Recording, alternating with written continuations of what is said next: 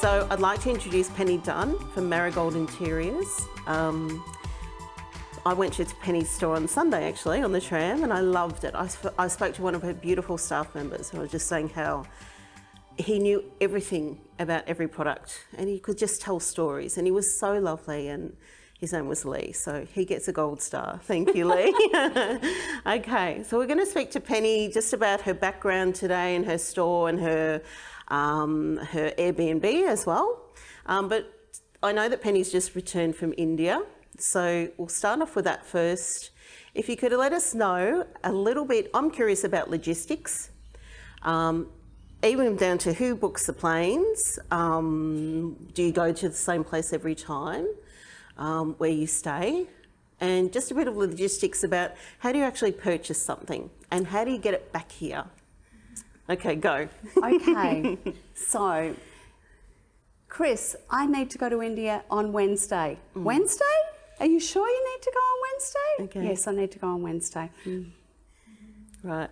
Off I go. Okay.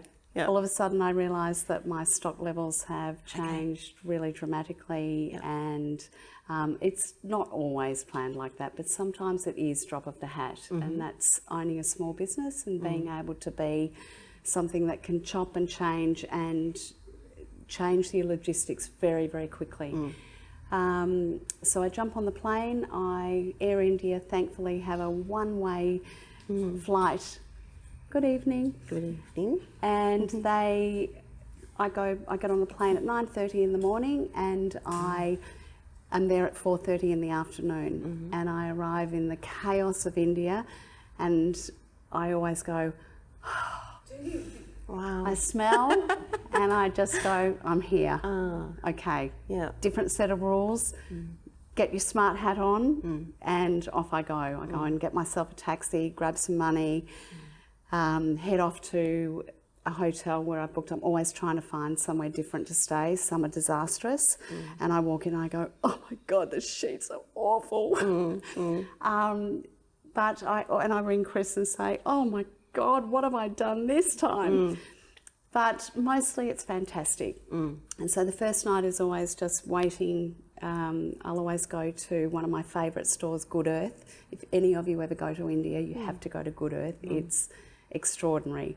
It's a family-run business, and their attention to detail is just beautiful. So I head in there and then I head off for the night, and I'm up the next morning and I fly straight to Rajasthan. Okay. Yeah. And yes, I do have my usual haunts, and I have a gentleman who has looked after my family for a very, very long time, for nearly 25 years, and he knows us inside out, and it's a beautiful relationship. So Gagan says to me, where do you want to go? And I go, well, what's new? And he goes, nothing's new. And I'm like, Gagan, there's got to be something new. So we head off to our favourite little haunts, and I get my old-fashioned book and pen out, and off I go. I'm in the front gate and I go, what's that? Sold. You sure it's sold? Okay. You sure it's sold? Yeah. Or maybe I can give you 10. Okay. And off we go. Off we go. We got 10. Yeah. And so then we start, and I might see a bird cage, or I might see a piece of iron tucked behind something, or I may find a cabinet or something that's in a giant fire pit that's being stripped with a man in thongs with a broom poking it. And I go, oh my God. And Gagan says, wait till it comes out, we'll just wash it a bit more, and then we'll see what colour it turns out, because it's purple at the moment and I'm allergic to purple. But it may end up green or blue, and then on the way back, I'm like, oh my God, it's gorgeous. And so we add to the list, and that's just how it goes. Okay. I buy what I love. I buy, if I can turn something into something, if I find a beautiful pair of doors, I'll turn it into a cabinet. Okay. And that's Do you how it go with a starts. shopping list?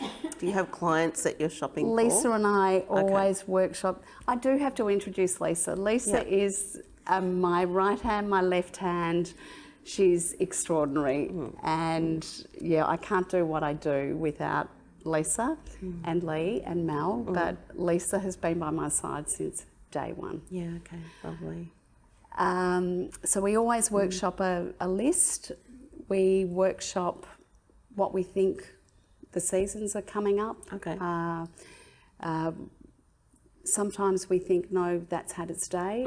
Maybe we're going a little bit too vintage, so we tend to clean it up a little bit by cleaner pieces, and we chop and change, and then we go, oh my God, we got that so wrong. Okay. Back to there, or Yeah. we just Do change. any of your clients request things and you Absolutely. and you'll look out for them? Yeah, Absolutely. Yeah. Okay. Yeah. I recently been to Egypt. I know that's one of your other questions, but I put up a post on Instagram and I said I'm going to sourcing doors, and the lady said I need 15 pairs of these. Wow. So I've got 15 pairs, 5 single doors, 5 lots of balcony doors, and they're all coming in December. Okay.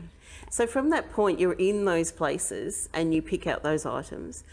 Do they get transported to a container? Is that how it works? I'm just asking for myself here. I'm just interested. It's, so you always have to have somebody who is unbelievably reliable, and people say to me, oh, but I saw that in such and such, and I'm like, well, make sure you buy it and make sure you tell me how much it was when it gets delivered to your front door, because do you know what? You'll pay 13 times more for it. It may not be the doors that you get. It's a huge logistical process. Chris is an enormous part of that. It's months and months and months from me buying those first 10 things that I saw inside the gate to them arriving in Melbourne, and I've had to have paid for everything. There's been problems with shipping. Shipping's tripled in price, quadrupled in price. It's it's not for the faint-hearted. I think when I was in your store, Lee mentioned the French items, and that container took 6 months, he said, I think. Yeah. So that would be really hard to, like you say, stock levels are going down. I need it a bit more quickly than that. And COVID would have changed things. Oh my goodness, COVID's had the most enormous effect on who hasn't been changed by COVID. But do you know what? We all have to keep going. You've just got to keep putting one foot in front of the other, and I just figure that everybody's in the same boat. And you just keep going. How did you get into it all? How did you start? Well, Lisa and I were talking about this on the way here. My dad used to go to Ballarat and Bendigo, and when I was a very little child, I used to fill up a trailer full of vintage stuff, and then he used to strip it all Saturday night, Sunday night, or Sunday night, and Mum would be screaming at him to come inside, and then he'd go and put it all in her little antique shop, Jan's Bazaar, in Bay Street, Brighton, and then he'd go off and do his real job on Monday morning. Wow. And so I have been, Lisa actually said I've been affected by junk all my life. So I love vintage, I love repurposing, I've always loved that. I love that we reuse, we just reinvent. It makes spaces so beautiful and it gives them depth of character. So did you work in your mother's store? No, I was really little. Okay, right. I was really little. Yeah, but that continued, that family connection, did it? So Mum pretty much sold out of Jan's Bazaar. My parents have always been in giftware, big giftware manufacturer.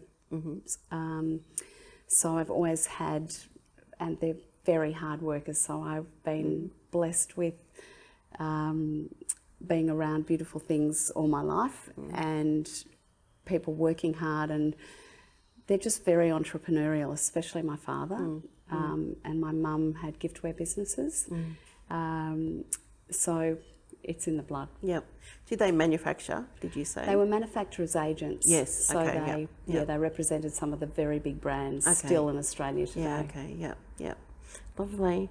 When I went to Marigold, I went on the 78 tram, which we call the free tram. And it's always an adventure, and I love going down there. But we actually, after I went to your store, we went to Auckland Street. I can't even say it. I'm from Melbourne, but got fish and chips and went to the beach. And it was a beautiful sunny day on Sunday. Yeah, it was lovely. But it's not like Melbourne at all to me. I feel like I've gone to another state. Well, you've got so much. Yeah. You've got beach, you've got inner city, you've got all sorts of different walks of life. But at the beach on a sunny day down there, and you get every nationality, which is so wonderful. Yeah. Everyone has picnics, and there's so much. And so having the store there, do you get all that mix of people coming into the store, or is it, So we started in South Melbourne, which we'll get to later, but moving to St Kilda was a really big change for us. It is a different demographic.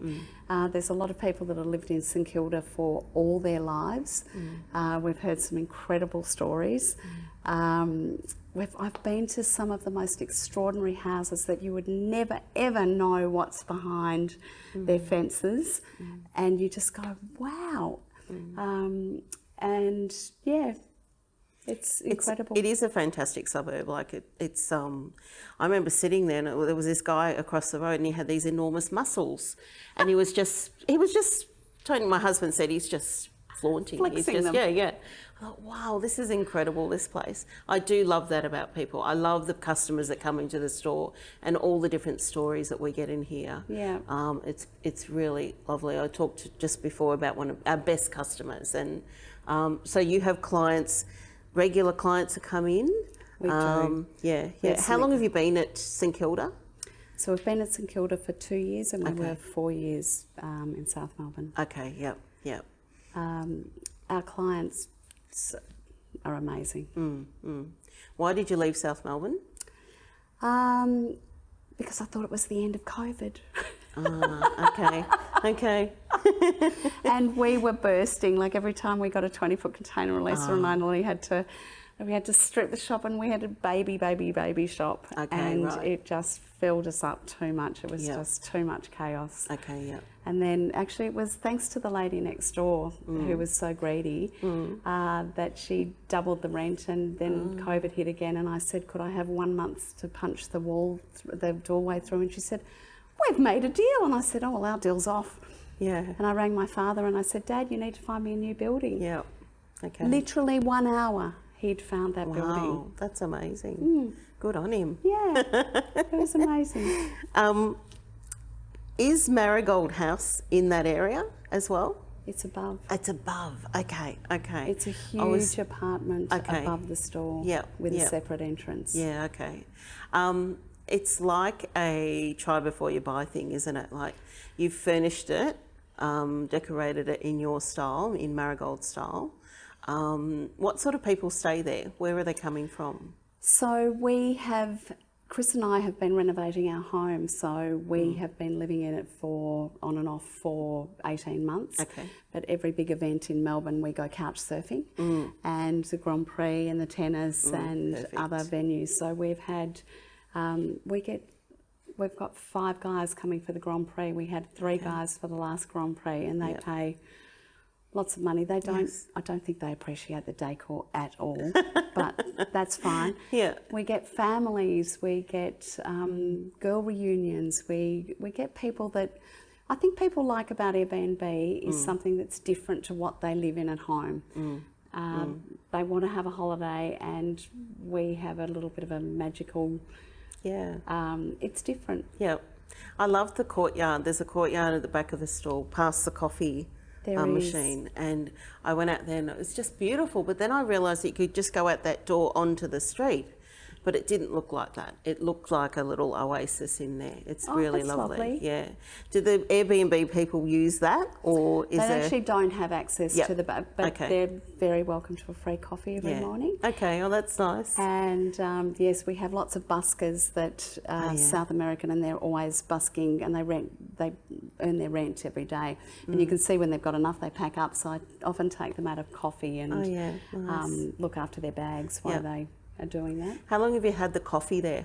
That was a COVID trick. Okay, yeah. Everyone had to come up with something to open. Yeah. And so we got a coffee and dessert licence. Oh, beautiful. In about August last year. How clever. I love travelling, and I love hearing about people's stories when they're travelling and all the countries they've been to. So you mentioned Egypt, and you've got a container come in from France. It's in.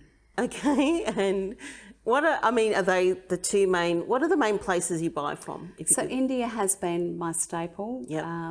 China we have dealt with before, and I probably will go back to China. But I like no boundaries. I like no rules. I think people are always hungry for something new, and the thing that has made that hard is the internet, because everything is just And I think to excite people and to excite customers, you have to always be looking for something that is going to take them out of their zone, that they might travel and see it, but they can't get it at home. So that's what I'm always trying to bring to Marigold. Yeah. What's your favourite place to go to? Do you have a favourite? And what's Egypt like as well? I'd love to know. So Egypt was born about by a man contacting me during COVID, and he'd send me photos every single week, and then I'd think, oh, I'll do a container. I'm like, oh, I can't do a container. Oh, I'll do a container. No, I can't do a container. And so we took 11 women to France this year on a brocante tour, and we stayed in Chateau, and it was a pretty magical 10 days. Lisa did get COVID though. True, yeah. But she still had the magic of some of it. Yeah. We went to incredible markets. We bought all their treasures and we brought them all home for them. Okay, wow.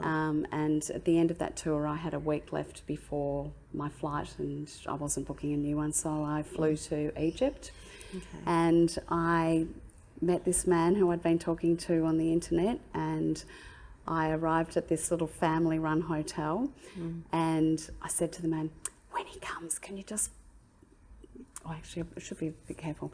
Just, so I just needed to make sure who I was talking to. Yeah. But you know what? His nephew and his best friend, who was the driver, looked after me so beautifully. I was not allowed to walk in the street with my handbag. I felt so protected, and I got some of the most incredible things I've ever seen. But I did buy it all in a paddock, and it was 45 degrees. Wow. And it is hard work. Yeah, yeah, yeah. People think my job's so much fun, and it is so much fun, but it's also hard work. Yeah. How often do you travel like that? How many times a year? Or pre-COVID, what would it have been like? Well, this year I've been to India twice, France, Egypt, and Indonesia, all in a spate of about 6 or 7 months. Yeah, okay, yeah. So I'm always... That's why I started Marigold. I wanted to travel, and I wanted to be out and about, and I wanted adventure. And so that's what I do. Do you travel with Lisa, or is there other people that does Chris ever get to go? Chris doesn't like travelling with me. He hates shopping. Yeah.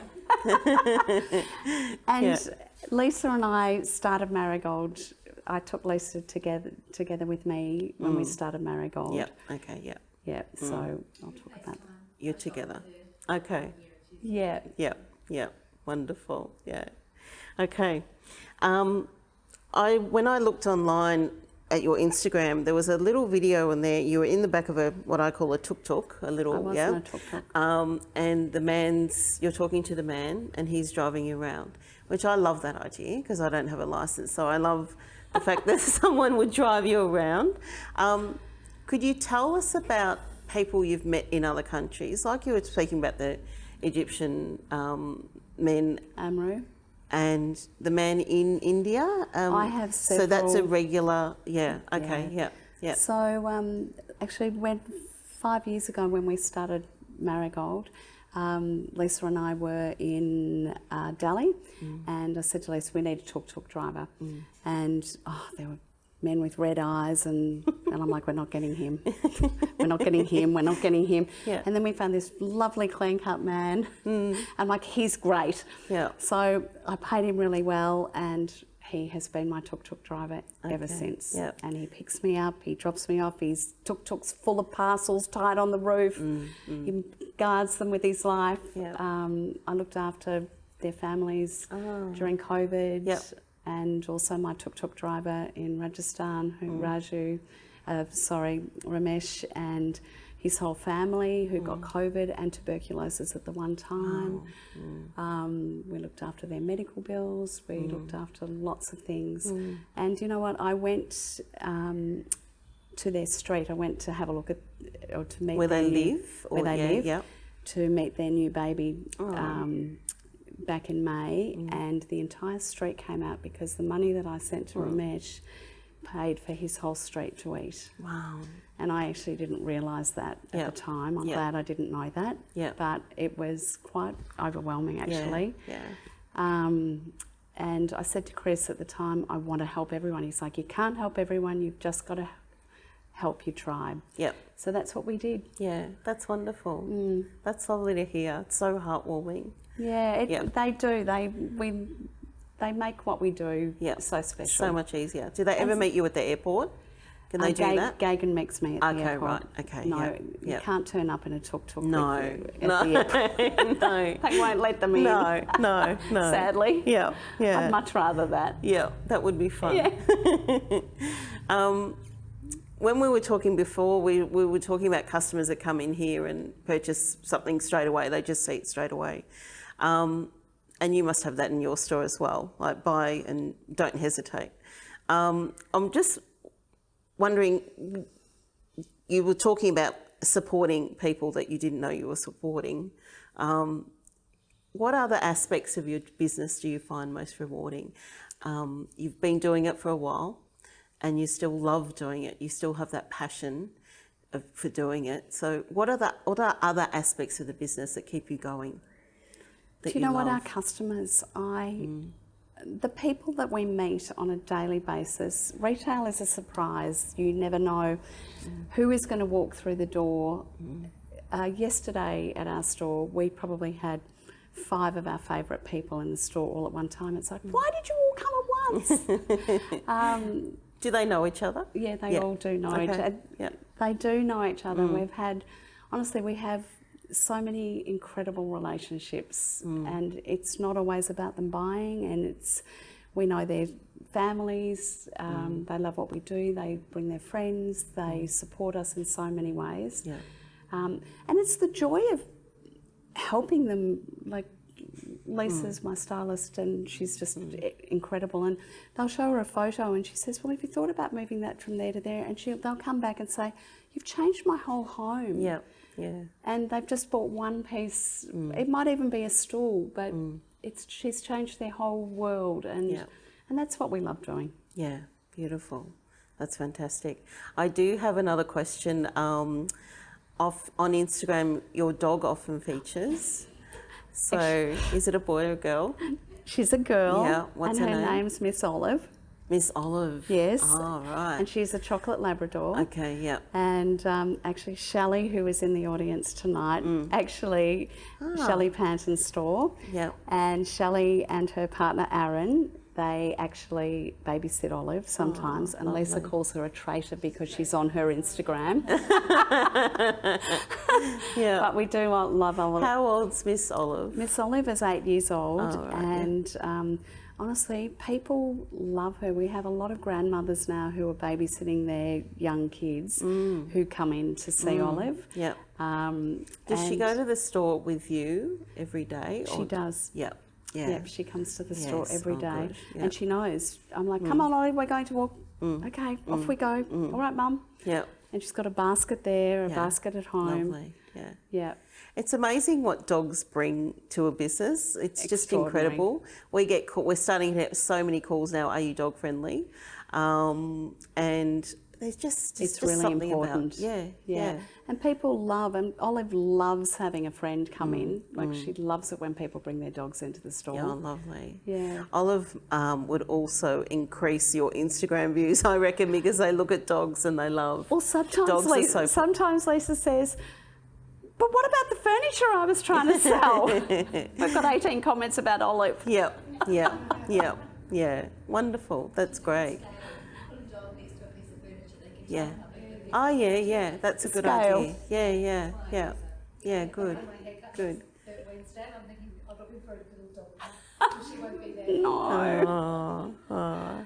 I just wanted to understand a bit more just before we finish about how you, say you came from a family who had giftware, and do you do a design degree? Do you have anything like that? You just naturally went in from flowing on from that. So my family business, my father started this business called the Orient Express in Richmond. Okay, yep. And that went for 20 years. Yep. And I worked in that business for 15 years. Okay, yeah. And I think I helped more designers and architects place furniture. Yeah. I often used to joke with Paul and say I did half their job for them. And we still do that. And we love doing that. It's what we're good at. Yeah. So it's a natural progression with what we did. Yep. So Yep. it's not just 5 years, I've been in this business for 30 years. Actually, we were talking about Barbara Herman's business in Swan Street, and that's a Richmond icon, was a Richmond icon, but the Orient Express was a Richmond icon as well. Yeah, I still go past it on the tram, or it was one of those businesses that had those products that you couldn't get them anywhere else really. No. Yeah, amazing. Yeah, we had so many treasures. I still look back at the photos and just, if only I could get my hands on that old china now. Yeah, it would be incredible. And another thing, you're renovating your house, did you say? Yes, we are. Do you have a lot of things in your house? I do. Or do you try not to have a lot of things? We've actually been playing today. Okay. So what's on Instagram today is going to be my front hallway. Oh, nice. I have a 500-year-old Ming Dynasty kitchen bench that was the Orient Express counter. Okay, yeah. With a piece of new stone on it. There is I love mixing old and new. Okay, it's my favourite thing to do. So yes, so my house will our home will actually reflect very much new and old. Do you entertain a lot? Absolutely, I love it. Yeah, good. It's my favourite thing to do. Yeah, good. Bring people home. Yeah, that's beautiful. Yeah. Okay. Any other questions from people? Anything you'd like to raise? Or we can speak afterwards with a few nibbles. I'd love to know who inspires you from an interior point of view, maybe in Australia and then maybe overseas. I have to be really honest with you. I don't know what anyone else is doing.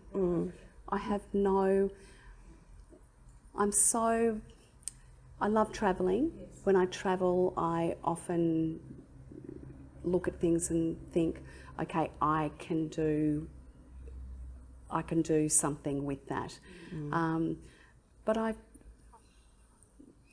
I find where we are now, I am. It's just your thing. You just do what you feel I don't want to be the mainstream. It's never my thing. I want to take people in different parts and take them on an adventure. Yeah.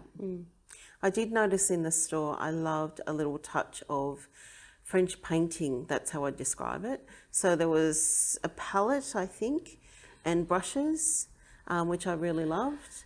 I thought, that just takes me into another place. It makes me think about something else. You can say the French containers here, but then I can think, I can think about what it's like to paint in France or use those things. So they were my favourite things that I bought. Okay, my favourite things. Yeah. And Mel picked up the palette the other day and said, "The paint's still wet." And I went, "Oh, yeah." Well, did you actually get that over there? I bought that from an artist, and I bought all the old brushes. Okay, and I just, it's my favourite thing. Yeah, that's fantastic. Well done. Okay, everyone, thank you very much. We've got some more drinks and nibbles. And thank you so much, Penny, for coming out and making the effort. I will just also say Penny's doing a pop-up store at the Greenery, which we're very excited about. And they've been talking about spaces, and I think it's a symbiotic relationship, because I think Corey's going to learn some things from you, and you might learn some things. I don't know. I'm sure we will. We're just very happy to be here. Yeah, good. Yeah, thank really you very happy. much, Penny. Thank you so much, Thank Kelly. you. Ciao. Thank you. Okay, let's grab a drink.